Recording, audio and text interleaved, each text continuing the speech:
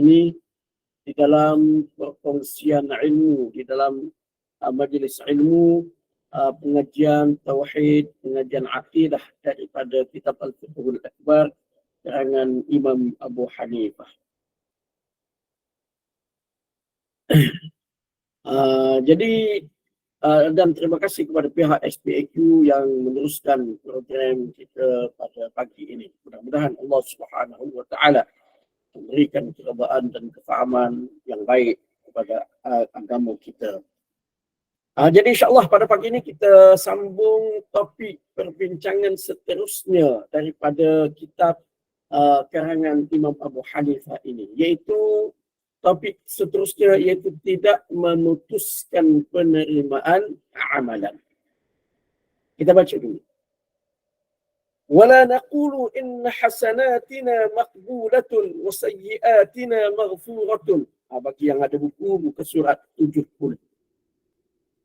كقول المرجئة ولكن نقول من عمل حسنة بجميع شرائطها خالية عن العيوب المفسدة ولم يبطلها بالكفر والردة والأخلاق السيئة حتى خرج من الدنيا مؤمنا فإن الله تعالى لا يضيعها بل يقبلها منه ويثيبه عليها. Kita tidak mengatakan bahawa amalan kebaikan kita pasti diterima dan kesalahan kita diampunkan seperti yang didakwa oleh Murji'ah. Tetapi kita mengatakan sesiapa yang melakukan kebaikan dengan cukup semua syaratnya, kosong daripada keaiban yang merosakkannya, dan dia tidak membatalkannya dengan kufur dan murtad sehingga dia meninggal dunia dalam keadaan beriman, maka sesungguhnya Allah Jalla Jalaluhu tidak akan mensia-siakan amalannya, bahkan diterimanya dan diberikan balasan. Huraian.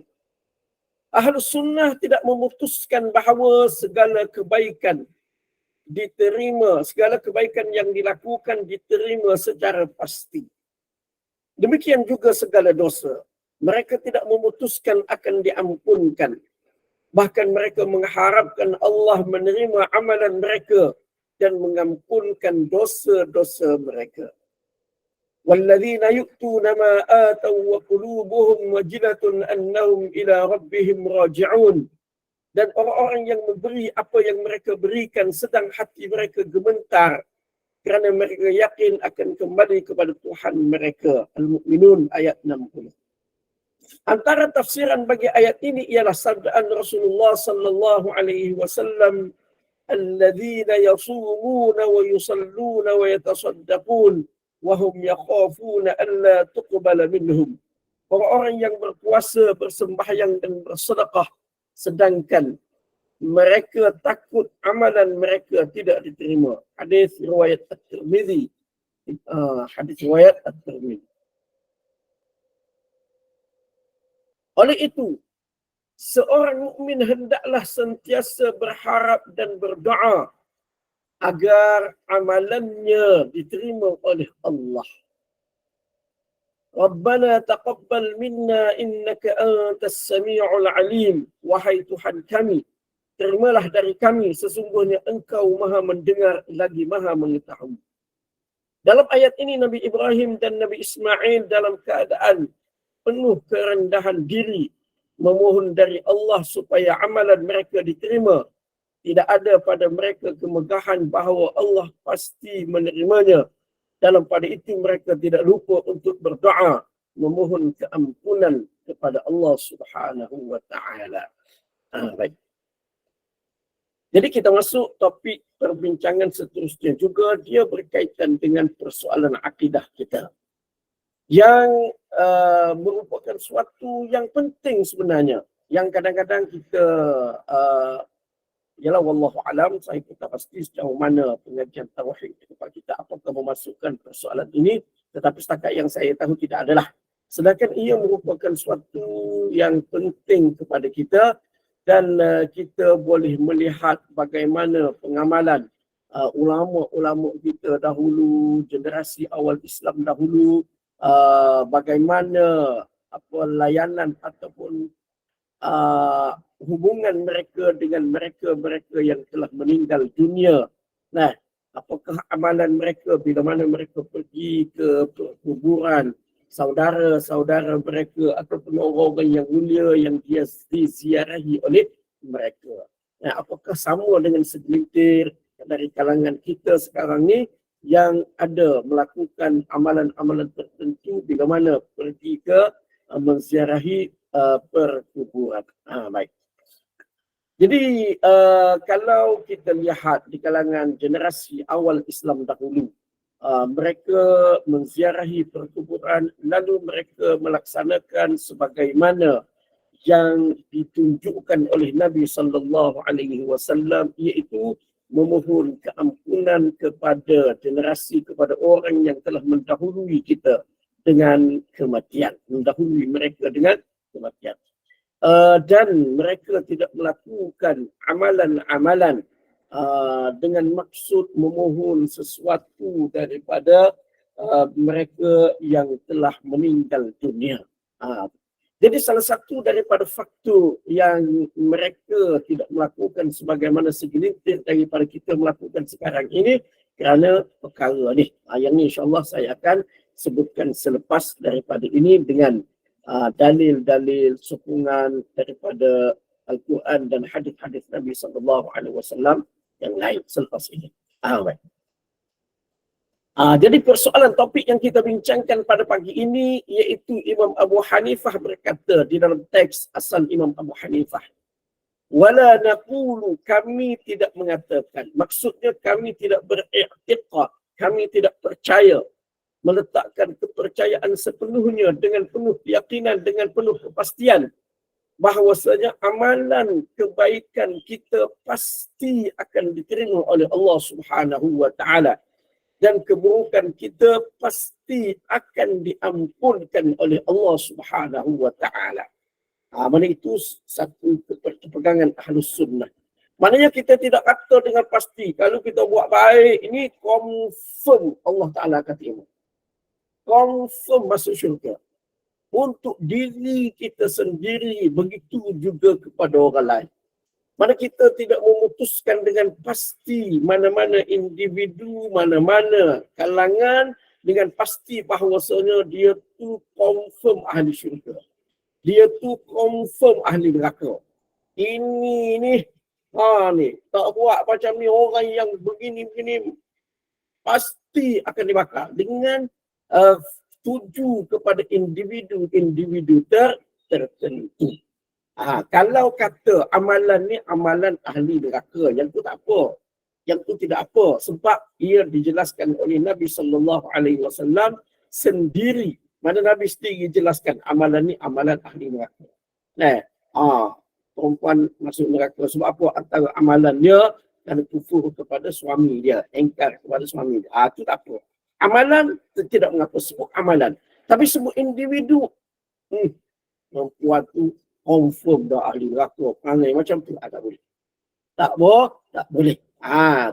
Begitu juga nak memutuskan, dia tu memang ahli syurga. Memang ahli syurga. Itu pun tidak boleh. Yang tu ada dalil-dalil yang lain yang saya akan kemukakan selepas ini. Jadi kita tidak kata begitu seperti golongan Murji'ah. Murji'ah ni golongan yang harapan dia tu maknanya terlalu kuat sangat, melebihi daripada batas yang sepatutnya. Jadi maknanya bagi dia, bila mana seseorang itu sudah ada kepercayaan di dalam hati, sudah mengucapkan 2 kalimah syahadah, maka confirm. Dia buat apa pun tak apa. Dia buat maksiat ke, dia buat apa tak ada masalah. Tidak menjejaskan imannya. Itu pasti syahadah dia, kepercayaan dia kepada Allah akan membawa dia memasuki syurga. Pasti, confirm. Dia buat maksiat macam mana pun tak apa, tak ada masalah. Itu pegangan golongan Murji'ah. Bahkan sebahagian daripada mereka kata walaupun melakukan perbuatan-perbuatan yang sebenarnya boleh mengeluarkan daripada Islam. Pergi semua toko juga, dia kata tak apa, janji iman sudah ada. Nah, janji kepercayaan itu sudah ada di dalam hati. Itu pegangan mereka. Ahlus sunnah wal jamaah tidak berpandangan sedemikian. Cuma kita kata siapa yang buat benda baik dengan memenuhi syarat dia, tu tidak ada perkara-perkara yang boleh membatalkan amalan itu dan tidak melakukan perkara-perkara yang membatalkan keimanan seseorang dengan kufur, dengan murtad dan sebagainya. Allah Ta'ala tidak akan sia-siakan. Pasti Allah Subhanahu wa Ta'ala akan kira, Allah Subhanahu wa Ta'ala akan terima. Baik.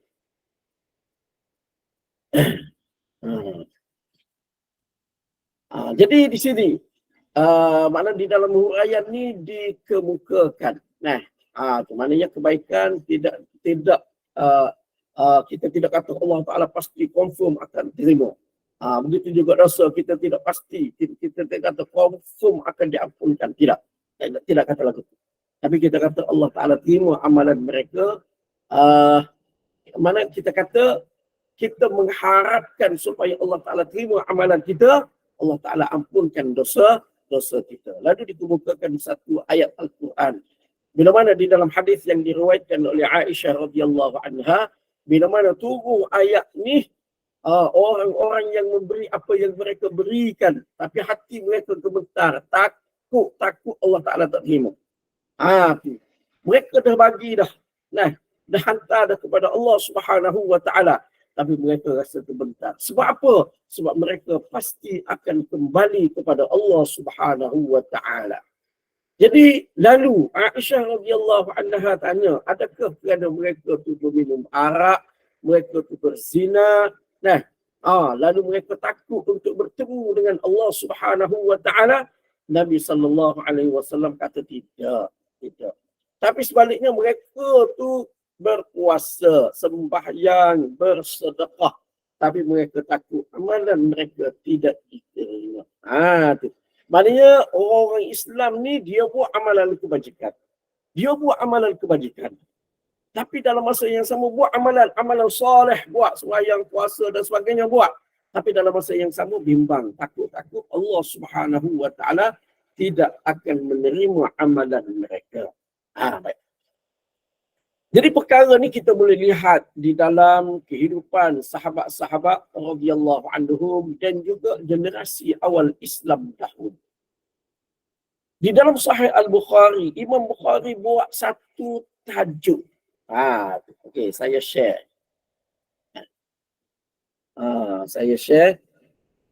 Imam Bukhari buat satu tajuk di dalam kitab dia.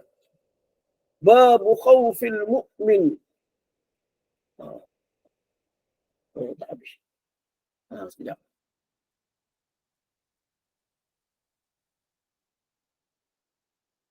Babu khawfil mu'min min an yahbita amaluh wa huwa la yash'ur.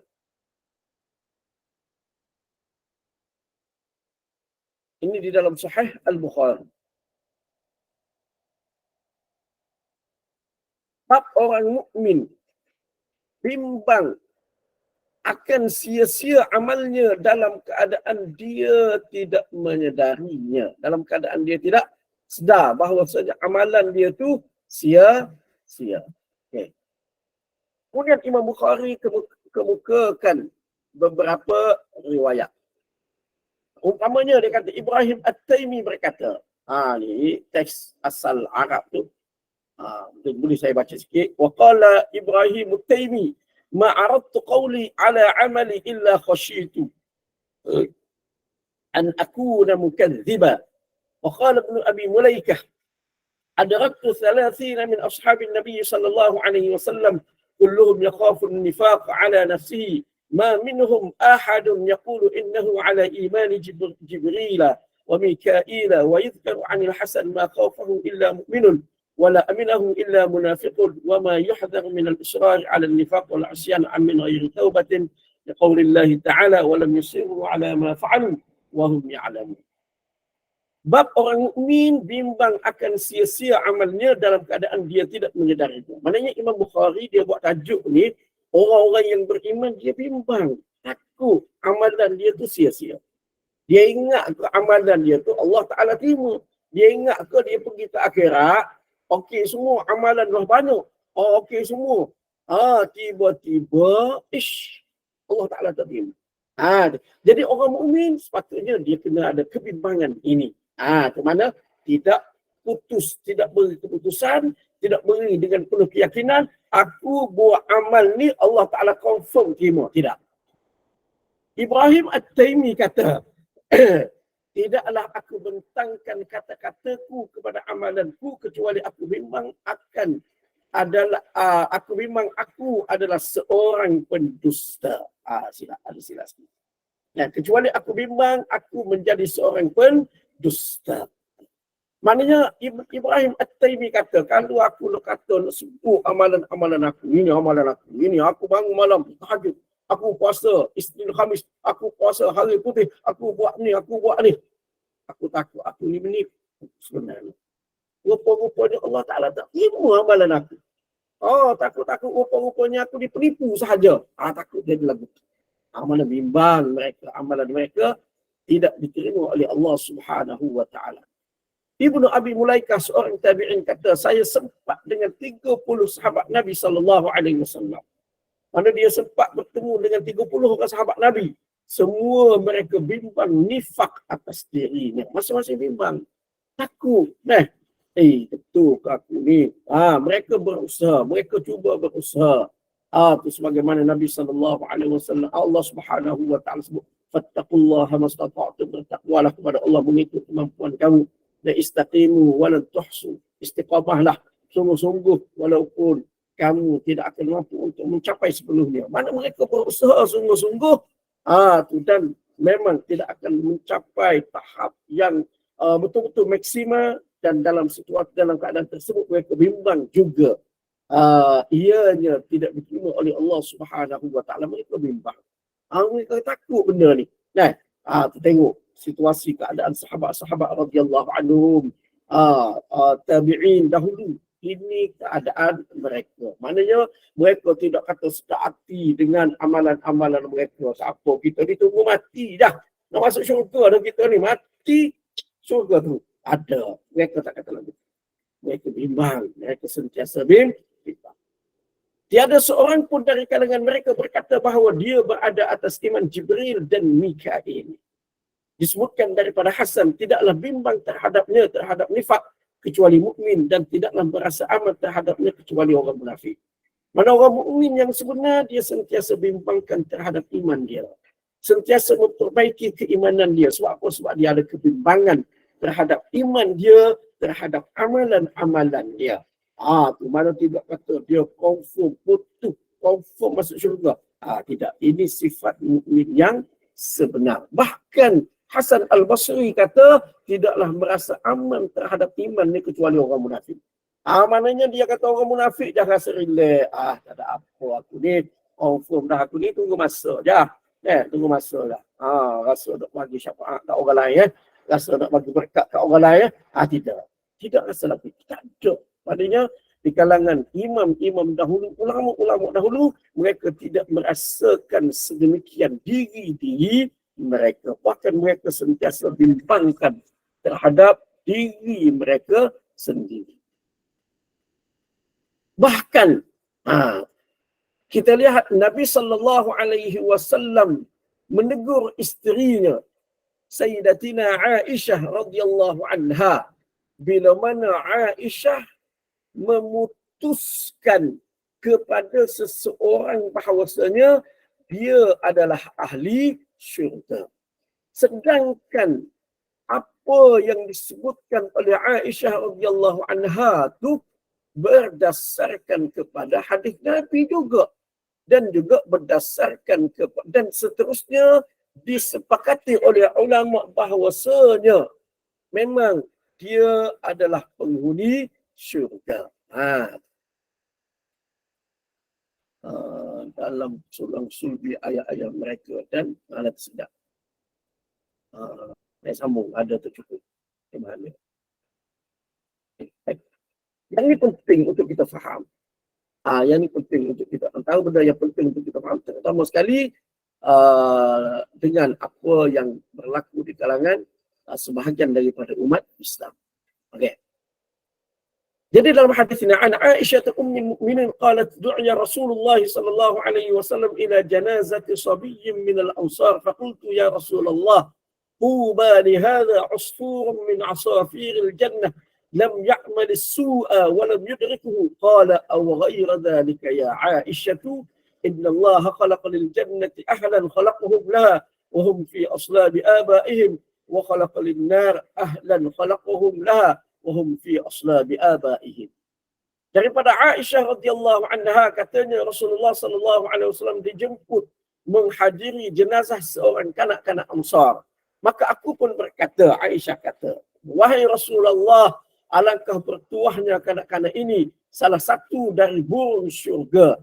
Dia belum melakukan kejahatan dan belum sempat dengannya.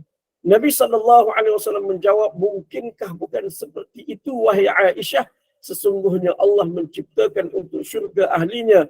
Dia menciptakan mereka ketika mereka masih berada di dalam tulang sulbi ayah-ayah mereka. Dan Allah menciptakan juga untuk mereka ahlinya. Dia menciptakan mereka ketika mereka masih berada di dalam tulang sulbi ayah-ayah mereka. Hadis riwayat Muslim.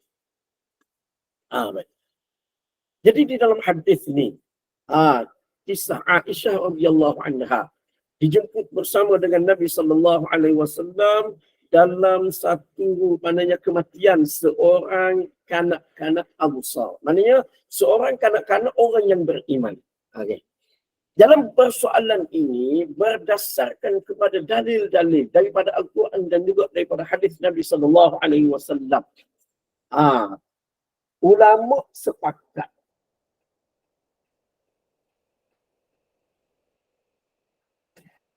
sepakat bahawasanya anak orang yang beriman yang mati kecil dia adalah ahli syurga. Yang ulama sepakat. Sebab apa? Dalil tu banyak. Dalil tu banyak. Kalau anak orang kafir, orang yang tidak beriman mati kecil sebelum baligh, ulama tidak sepakat. Tetapi jumhur, kebanyakan ulama mengatakan masuk syurga, ahli syurga. Itu kalau anak orang kafir.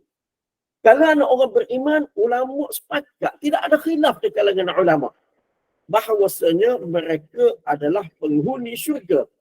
Mereka adalah penghuni syurga.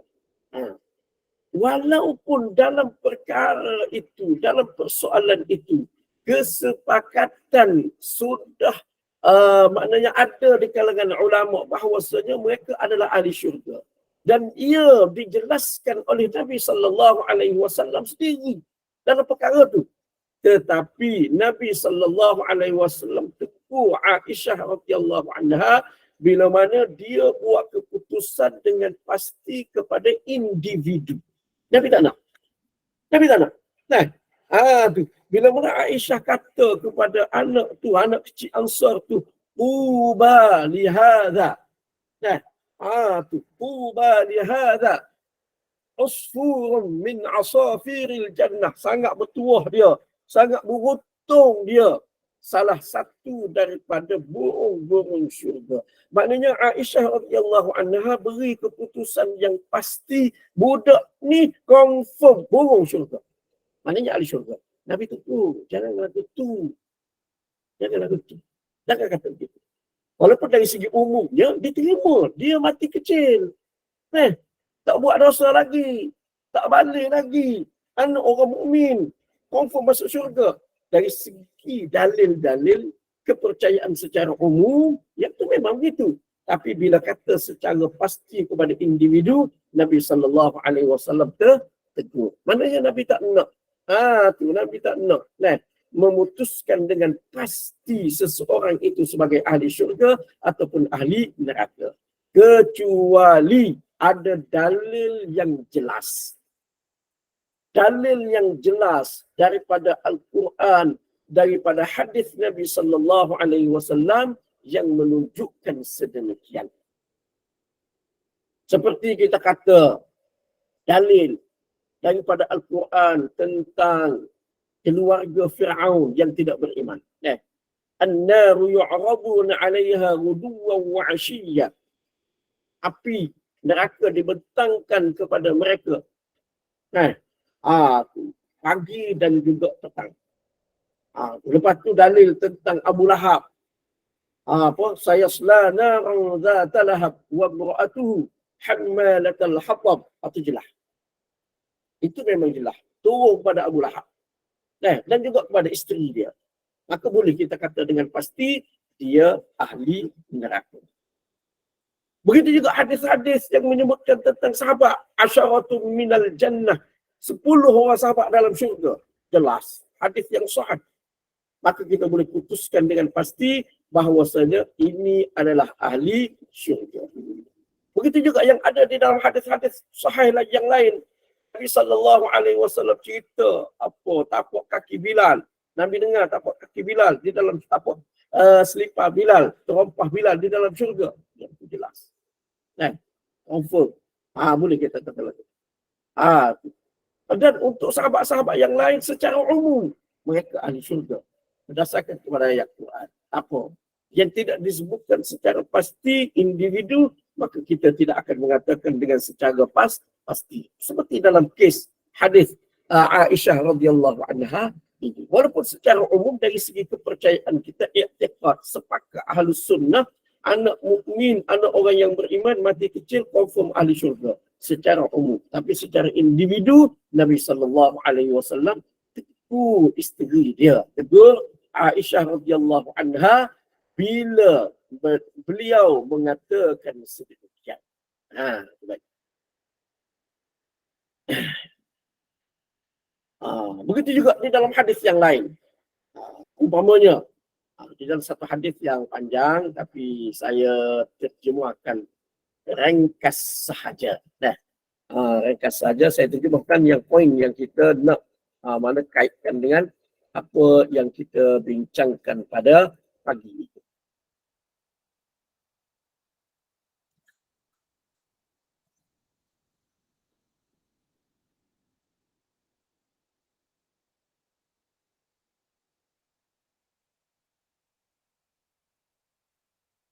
Iaitu di dalam hadis yang diriwayatkan oleh Imam Al-Bukhari daripada Sahal bin Sa'ad. Daripada Sahal bin Sa'ad. Hadis ini ceritanya lebih kurangnya Nabi SAW melihat kepada seorang yang memerangi orang musyrikin. Dia ni salah seorang daripada di kalangan orang Muslim, di kalangan orang yang beriman ni, tentera Islam ni, yang paling kuat sangat. Lalu dia kata, Nabi pun kata, sesiapa yang nak tengok kepada seorang ahli neraka, tengoklah kepada dia ni. Kuat berperang tu di kalangan di pihak orang Islam. Tapi Nabi kata kalau nak tengok ahli neraka, tengok dia. Lalu ada seorang ikut orang tu. Hatta juriha. Sehinggalah dia dilukakan. Lalu dia menyegerakan kematian dia. Dia bunuh diri dia. Faqala bidhubabati sayfihi wa farda'ahu. Maka dia pun letak. Ada pedang dia tu letak di antara dua dada dia ni, dia pun tekan. Sehingga keluar daripada belakang. Mati dia. Mati kerana bunuh diri. Bukan kerana dibunuh oleh musuh. Lalu Nabi SAW bersabda, Innal abda la ya'malu fima yara an-nasu amala ahli al-jannah wa innahu lamin ahli an-nar wa ya'malu fima yara an-nasu amala ahli an-nar wa huwa min ahli al-jannah wa innamal a'malu bi khawatimiha. Sesungguhnya seorang hamba itu beramal berdasarkan amalan yang dipandang manusia sebagai amalan ahli syurga, sedangkan dia dari kalangan ahli neraka. Dia beramal dengan sesuatu yang dipandang manusia sebagai amalan ahli neraka, sedangkan dia dari kalangan ahli syurga. Sesungguhnya amalan dinilai berdasarkan penyudahnya. Hadis riwayat Al-Bukhari. Tengok dalam hadis. Maknanya seseorang tu Nabi SAW sebut ada orang dia beramal dengan amalan ahli syurga. Dari segi zahirnya, dia beramal dengan amalan ahli syurga. Itu dari segi zahir. Orang tu kata dia ni ahli syurga, confirm ahli syurga, confirm ahli syurga. padahal dia ada ahli neraka. Begitu juga sebaliknya. Mana di sini Nabi SAW mengajarkan tidak memutuskan seseorang itu dengan syurga ataupun neraka berdasarkan kepada amalannya semata-mata. Bahkan kita lihat di dalam hadis yang lain tentang 3 orang yang disoal oleh Allah Subhanahu wa taala di hari akhirat kelak. Ini hadisnya agak panjang. Tak apa. Saya kongsikan dulu hadisnya. Hadis ini biasa kita dengar, selalu kita dengar hadis ini. Mana ni? Ta'allam 'allamahu al-Quran.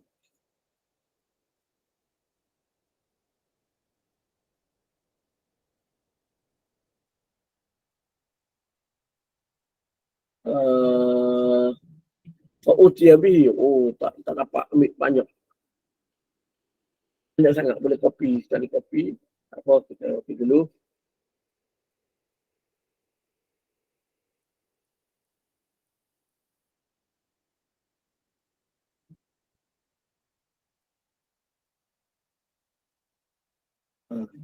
Tak habis sangat banyak.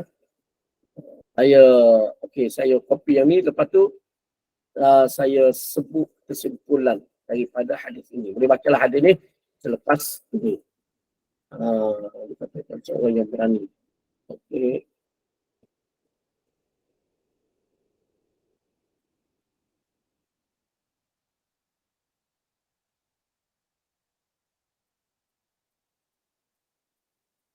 Supaya dikatakan seorang yang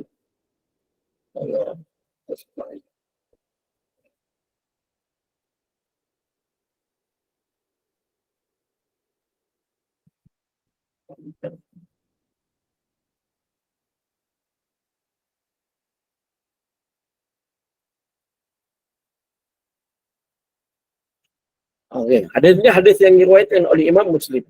Secara ringkas daripada hadis ini, iaitu Nabi SAW kita pada hari akhirat. 3 kalangan, 3 golongan.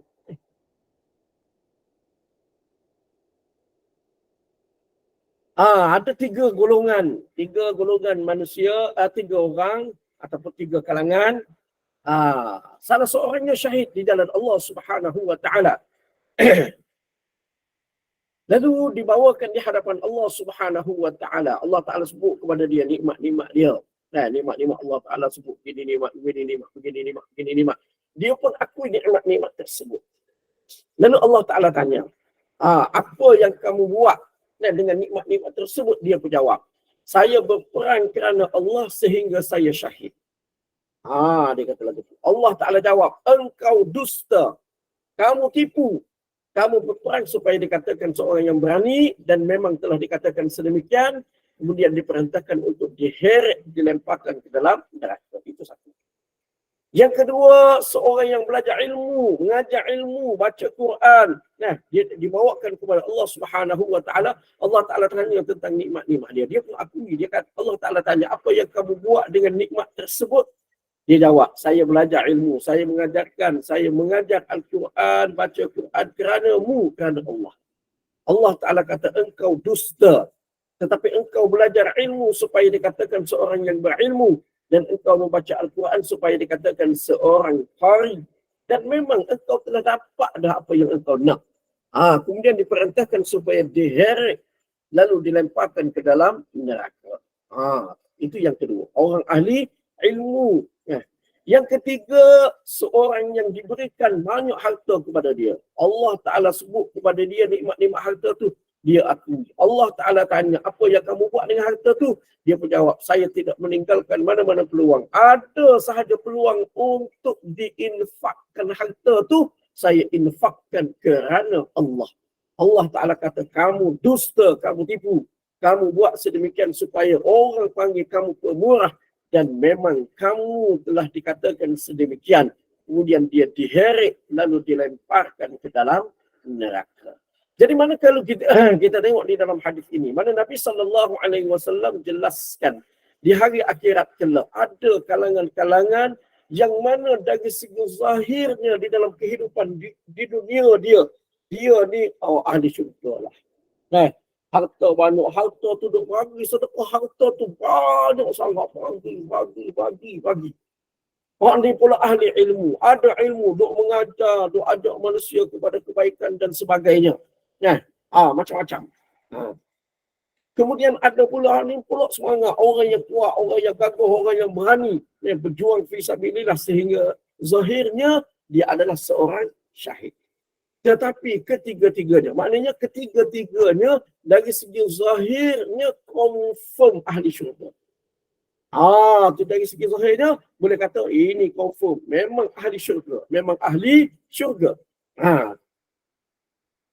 Jadi bila tiba di akhirat, rupa-rupanya tidak lagu tu. Kenapa? Kerana tidak ikhlas di dalam amalan mereka, tidak ikhlas di dalam amalan mereka, sehingga mereka ketiga-tiganya diheret ke dalam neraka.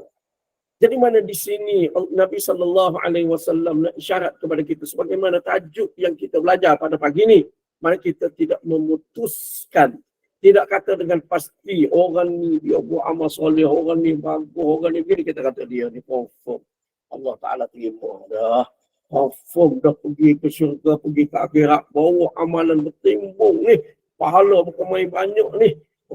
Tak ada dah ni ahli syurga dah ni. Tu tak boleh kata dengan pasti. Mengharap tak apa. Kita mengharap, kita doakan, kita kata kepada dia alhamdulillah, mudah-mudahan dengan amalan sebegini, mudah-mudahan Allah Ta'ala memudahkan ke syurga, mudah-mudahan Allah Ta'ala terima amalan dan sebagainya. Itu tak ada masalah. Tidak ada masalah. Dalam bentuk doa, dalam bentuk pengharapan, itu tak ada masalah. Bukan kata tak boleh nak mengharap langsung. Itu. Bukan begitu. Begitu juga orang yang teruk kehidupan dia. Kita tak boleh kata kepada dia dengan pasti, dia ni tak ada harapan dah. Confirm dah ni. Sebelah kaki dah duduk dalam neraka sekarang. Tak boleh. Tak boleh kata lagu. Bahkan kita kata kepada dia, mudah-mudahan kamu bertaubat. Mudah-mudahan Allah Ta'ala terima taubat kamu. Kita beri pengharapan yang sedemikian. Itu tak apa. Yang tu tak apa. Kalau kata kepada dia, amalan ni amalan ahli neraka, amalan ni Allah Ta'ala murka, amalan ni Allah Ta'ala tak suka, itu tak apa. Sebut tentang amalan. Individu tak boleh. Tak boleh kita kata, dia ni, perangai lagu ni, pakai lagu ni. Confirm ahli neraka. Tak boleh. Tetapi kalau kita kata amalan dia tu amalan yang disebutkan oleh Nabi SAW sebagai amalan yang dimurkai oleh Allah Subhanahu wa Ta'ala, amalan ahli neraka, yang tu tak apa. Setakat tu tidak mengapa. Putuskan kepada individu yang tu tidak boleh. Antara yang boleh kita faham. Yang ni pasal berkenaan dengan kena ikhlas, ihsannya ini memang betul lah. Bukan sepada amalan, iman kita pun kena ikhlas. Sebab tu dalam hadis Jibril, Nabi SAW ditanya tentang Islam, iman, lepas tu ihsan. Jadi dua-dua tu Islam dan juga iman tu Islam yang menjurus, yang mengisyaratkan kepada zahir, sembahyang, puasa, zakat dan sebagainya. Dan juga iman berkaitan dengan keimanan mesti disusuli dengan ihsan, iaitu mesti disusuli dengan ikhlas kepada Allah Subhanahu wa Ta'ala. Kalau iman tu mulut saja, hati tidak, munafik. Munafik. Jadi suatu ihsan tu tak dapat tidak. Mesti kena ada di dalam kehidupan seseorang muslim. Baik. Jadi berbanding kepada hak tadi. Jadi kerana itu, seperti yang saya sebutkan awal-awal tadi, kerana itu kita tidak dapat lihat, tidak dapat tengok contoh di kalangan salaf. Di kalangan sahabat-sahabat radhiyallahu anhum dahulu. Mana mereka pergi minta kepada orang-orang yang telah mati. Sama ada dalam bentuk, walaupun persoalan itu ada khilaf. Tapi dari segi pengamalan mereka tak buat. Mereka tidak melakukannya. Sebab itu kalau kita tengok di zaman Sayyidina Umar radhiyallahu anhu, bila mana berlaku kemarau, dia nak minta supaya seseorang mendoakan kepada Allah Subhanahu wa Ta'ala seseorang mendoakan seseorang mendoakan kepada Allah Subhanahu wa taala supaya diangkat kemarau dan sebagainya, Nabi sallallahu alaihi wasallam gunakan sebagai wasilah orang yang masih hidup. Sayyidina Umar radhiyallahu anhu gunakan sebagai wasilah orang yang masih hidup, iaitu Sayyidina Abbas radhiyallahu anhu. Mana minta Abbas berdoa kepada Allah Subhanahu wa taala supaya diangkat malapetaka yang musibah, ujian yang menimpa mereka. Dan begitu juga kita tidak dapat, wallahu alam, setakat yang saya tahu tidak dapat lihat bahawasanya ada di kalangan sahabat dulu, tabi'in dahulu pergi ke kubur minta dengan orang yang di dalam kubur, sama ada dalam bentuk tawassul dan sebagainya. Pergi berdoa, memohon keampunan, ziarah kubur itu sunnah Nabi sallallahu alaihi wasallam. Nabi suruh fa innaha tudzakirukumul maut, kerana ia akan mengingatkan kematian kepada kamu. Dan Nabi suruh doa istaghfiru li akhikum, mohon keampunan kepada saudara-saudara kamu. Yang tu memang Nabi suruh. Tetapi tidak disuruh supaya minta supaya orang dalam kubur tu, orang yang telah mati, memberikan sesuatu kepada kita yang masih hidup. Sebab apa? Antara dia kerana kita tidak confirm, kita tidak memutuskan dengan pasti. Mana kita tidak memutuskan dengan pasti orang dalam kubur ni confirm wali Allah, confirm ahli syurga. Tak boleh. Tak boleh. Tengok dalam contoh yang telah saya kemukakan tadi. Hadis-hadis dan sebagainya. Tak boleh. Yang mati kecil tu pun bila Aisyah kata lagu tu, Nabi tegur. Tak boleh. Jangan kata begitu. Jangan. Nabi tegur. Jadi apatah lagi orang yang mati setelah dia balik, setelah dia melalui melalui kehidupan sebagai mukallaf, melalui dosa, melalui pahala, kehidupan dosa lagi lah tak boleh. Sehingga kita nak rasa dia ni confirm ahli syurga, sehingga kita nak pergi minta kepada dia, biar dia tolong kita. Jadi amalan-amalan tersebut tidak dilakukan oleh generasi awal Islam dahulu. Begitu juga dengan imam-imam kita, ulama-ulama kita dahulu tidak melakukan perbuatan sedemikian. Kita tak jumpa dari segi pengamalan Imam An-Nawawi, Imam As-Suyuti, dan juga imam-imam yang lain, apatah lagi imam Pak Madhab dan sebagainya. Adapun riwayat yang mengatakan Imam Asy-Syafi'i pergi buat sedemikian di kubur Imam Abu Hanifah, riwayat itu tidak sahih, tidak betul. Baik. Jadi mana yang ini penting, kita faham perkara ni. Kalau tidak berlaku dah. Sebagaimana kalau kita tengok sekarang ni di kubur seperti kubur Habib Noh di Singapura. Tengok macam mana. Pakak pun pergi duk letak, pergi letak duit pula sebagai membayar hajat lah, membayar nazar lah dan sebagainya. Seolah-olah confirm Habib Noh ni ahli syurga. Kita tidak kata dia tu ahli neraka. Tidak. Kita tidak kata Allah Ta'ala marah. Tak. Kita berharap supaya dia tertendang dari kalangan ahli syurga. Tetapi kita nak memutuskan dengan pasti yang tu tidak boleh. Yang tu tidak boleh. Siapa yang boleh bagi sertifikat untuk nak kata dia ni wali Allah ke, dia ni ahli syurga ke, siapa yang bagi sertifikat? Nabi SAW tak apa Nabi bagi. Sebab Nabi menerima wahyu daripada Allah Subhanahu wa ta'ala. Allah Ta'ala bagi tahu Nabi.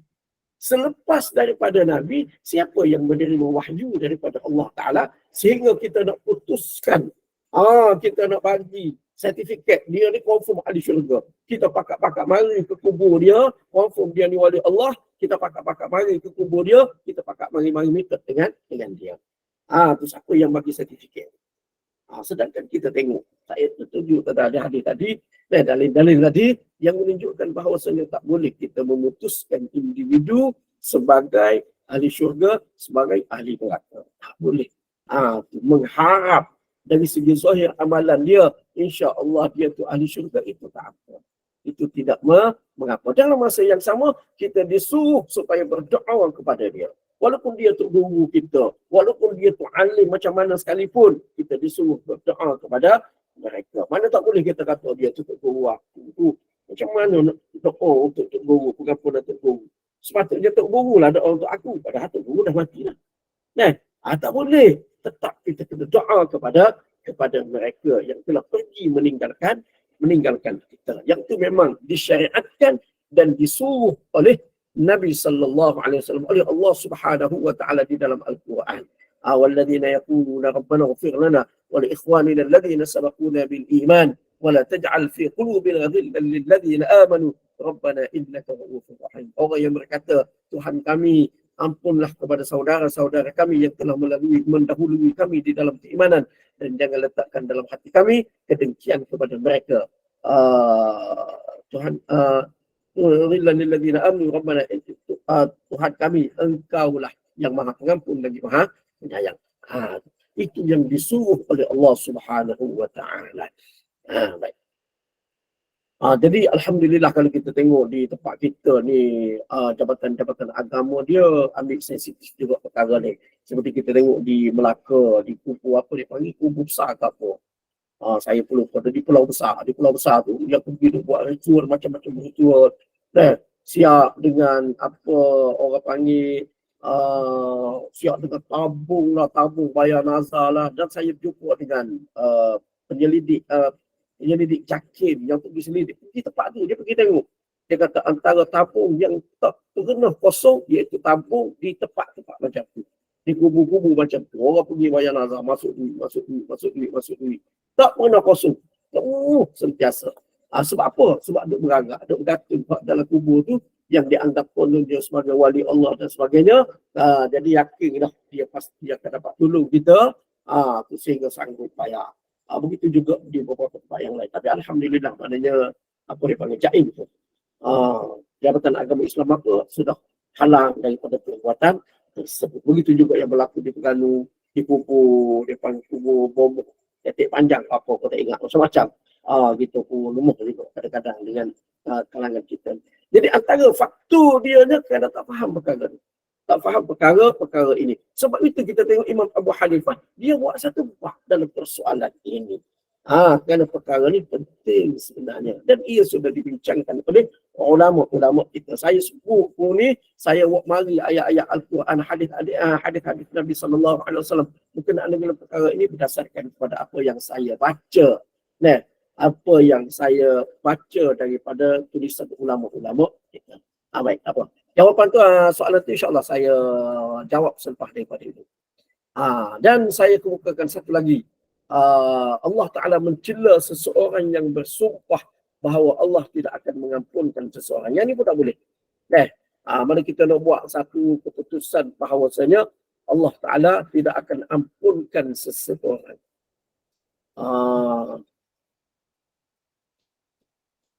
Iaitu hadis yang diriwayatkan oleh Imam Muslim an Jundab anna Rasulullah sallallahu alaihi wasallam haddatha anna rajulan قال والله لا يغفر الله لفلان وإن الله تعالى قال من ذا الذي يتألى علي ألا أغفر لفلان فإني قد غفرت لفلان وأحبطت عملك أو كما قال. Demi Allah, ada seorang kata, Nabi cerita ada seorang kata, demi Allah, Allah tidak akan mengampunkan si fulan. Dia ni confirm Allah Ta'ala tak ampunkan. Jadi maksudnya confirm akan dibakar dalam api neraka.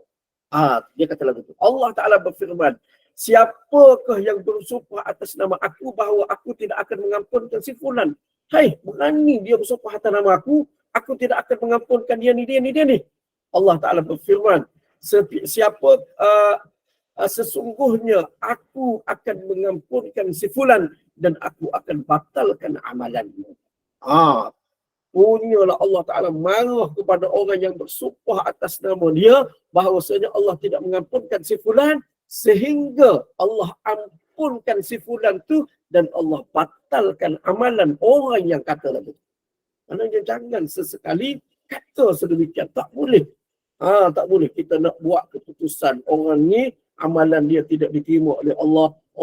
Orang ni amalan dia confirm diterima oleh Allah dan sebagainya. Tak boleh kita nak buat keputusan sedemikian. Baik.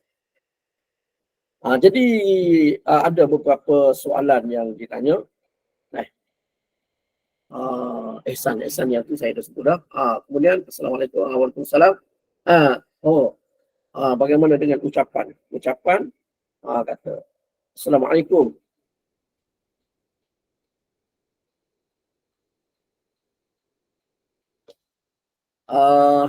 Boleh ke tak kita kata Assalamualaikum sahabat-sahabat syurga? Kalau kita kata lagu tu dengan kepastian lagu tu itu tak boleh. Tapi kalau dengan doa, tak apa. Tak apa. Dengan doa, mudah-mudahan. Assalamualaikum, mudah-mudahan ini sahabat-sahabat syurga kita. Dan insyaAllah akan datang seperti dalam hadis dalam Sunan Nasa'i. Dalam Sunan Nasa'i, hadis tentang reunion roh orang-orang yang soleh. Ada tu. Reunion. Jumpa di Iliyun tu. Jumpa. Masing-masing dah mati. Sambung. Dah baru sampai. Jumpa balik kita. Reunion. Kan? Tak apa. Kita mengharap dan dalam bentuk mengharap itu tak apa. Cuma takut-takut dibimbangi. Tapi rasanya insyaAllah kita pun tak ada lah buat keputusan. Saya kata lagu ni sebab saya yakin awak ahli syurga. Rasanya kita pun tidak kata lagu tu. Cuma kita berdoa. Kata tu dengan tafa'ul dia panggil. Kata tu dengan tafa'ul dengan dia panggil sempena baik. Dengan berharap sesuatu kebaikan. Mudah-mudahan dengan kata-kata ni tafa'ul sempena baik. Kata-kata ni akan jadi ahli syurga. Itu tak apa.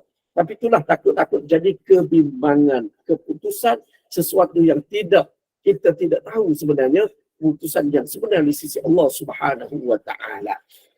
Baik. Kemudian berkenaan dengan masalah syirik. Masalah syirik ini kalau seperti contoh pergi ke kubur yang tu kita tengok. Dia pergi tu dengan anggapan dia macam mana. Kalau dia pergi minta dengan penghuni di dalam kubur tu, ya Syekh, ya Habib kata contoh, ya wali Allah, tolonglah aku nak anak perempuan, aku nak anak lelaki, aku nak kahwin dan sebagainya. Kalau dia minta direct kepada orang dalam kubur, yang tu memang confirm syirik akbar, syirik besar. Maknanya minta kepada sesuatu selain daripada Allah, yang mana yang diminta itu bukan dalam kemampuan dia untuk memberikan perkara itu. Yang tu memang tak boleh. Kalau minta direct kepada penghuni kubur. Kemudian kalau cara-cara yang lain seperti kita kata, contoh saya dalam soal ni, saya lebih melihat kepada pengamalan Nabi SAW dan generasi yang dijamin oleh Nabi SAW. Itu paling baik. Kita tengok generasi sahabat lagu mana dia buat. Kalau generasi sahabat tak buat benda tu, jalan paling selamat kita tak payah buat. Kita ni ahlus sunnah wal jamaah, orang yang berpegang kepada sunnah Nabi SAW dan juga jamaatus sahabah radhiyallahu anhum. Pegang kepada jemaah sahabat. Ikut macam mana jemaah sahabat buat. Jadi kalau benda tu jemaah sahabat buat, kita buat. Dalam bab persoalan agama. Persoalan dunia itu cerita lain. Dalam bab persoalan agama. Kalau jemaah sahabat tak buat, kita jangan buat. Kita jangan buat. Itu jalan paling selamat. Tu jalan paling selamat. Jadi setengah orang kata saja-saja ya pergi doa kubur. Sebenarnya pergi kubur tu doa kepada Allah. Saja dah pergi kubur, buat di kubur. Dia kalau saja-saja baik tak payah. Tak payah pula buat kerja saja-sajanya. Doa di rumah boleh, di masjid boleh. Dan dari segi pengamalan sahabat-sahabat pun, kita tengok Nabi SAW sendiri, bila mana Nabi tengok mendung, gelap, Nabi berlari pergi ke masjid untuk berdoa kepada Allah Subhanahu wa taala. Jadi situlah tempat yang paling baik untuk kita berdoa. Walaupun kita boleh berdoa di mana-mana sahaja. Itu jalan paling baik, jalan paling selamat. Baik. Boleh. Haul di kubur tu kenali Kelantan. Dia berkenaan dengan sambutan ni. Saya pun yalah, di kalangan masyarakat kita sebenarnya kita ni sangat sinonim dengan satu ahlus sunnah wal jamaah, Asy'ariyah Maturidiyah. Dan juga dengan mazhab Imam Asy-Syafi'i. Kita memang selalu disebutkan bahkan bila mana orang kemukakan pandangan yang tidak serupa dengan mazhab Syafi'i pun jadi kecoh, jadi bising. Bahkan kalau orang mengemukakan pandangan yang tidak sama dengan jumhur, dengan kebanyakan ulama, kita jadi bising. Tetapi bila kita sendiri melakukan sesuatu amalan, seperti kita kata sambutan ni, haul di kubu-kubu untuk kenali dan sebagainya, kita tak tanya pula tu. Ulama Asy'ariyah mana, Maturidiyah mana yang menunjuk mengajarkan kepada kita perkara ni? Siapa? Sepatutnya bila kita selalu duk bawa benda tu, kita jadi sensitif lah. Bila kita nak buat, kita fikir. Ini ulama mazhab Syafi'i mana yang ajar? Dalam kitab fiqh Syafi'i mana yang ada tunjuk benda ni? Sepatutnya kita jadi sensitif. Kita jadi. Ataupun mazhab-mazhab yang lain. Ada pun ulama dalam mazhab Hanafi ke, mazhab dalam mazhab Hambali ke, Maliki ke apa ke, ada petunjuk benda ni? Tak ada. Tidak ada. Jadi kenapa di situ kita tidak sensitif pun? Tidak jadi, boleh kita di mazhab Syafi'i, kita kena berinya. Kita nak buat dia ada paduan daripada mazhab Syafi'i. Kita ni ikut dari segi apa? Tarikat, dari segi tasawuf. Kita ikut Al-Ghazali, kita ikut Al-Juwaini. Biarlah apa yang kita tuturkan, kita ikut mereka tu, kita betul-betul ikut. Kita boleh tunjuk, ni sebab kita buat, ni Imam Ghazali buat. Tapi masalah lah, saya pernah faham dengan orang yang sebegini, dia ada pahaman dia lah. Tapi pahaman dia tu pelik lah. Nak sembelih lembu, kena minta izin dengan Nabi Sulaiman lah. Dan macam-macam lagi lah. Adalah saya malah tanyakan. Cuma bila saya sebut dia, saya tanya dia, daripada mana awak ambil perkara-perkara? Dia kata daripada Imam Ghazali. Dalam kitab Imam Ghazali. Saya pun tanya dia. Saya kata kepada dia, saya baca kitab Imam Ghazali. Saya mengajar Minhajul Abidin. Saya tak jumpa benda ni. Dia kata apa? Dia kata kamu baca berdasarkan zahir, kami baca berdasarkan batin. Kalau lagu tu letih betul. Kalau kita kata Quran kata begini, itu zahir, batin Quran mana lain. Susah kalau jadi kepahaman lagu tu.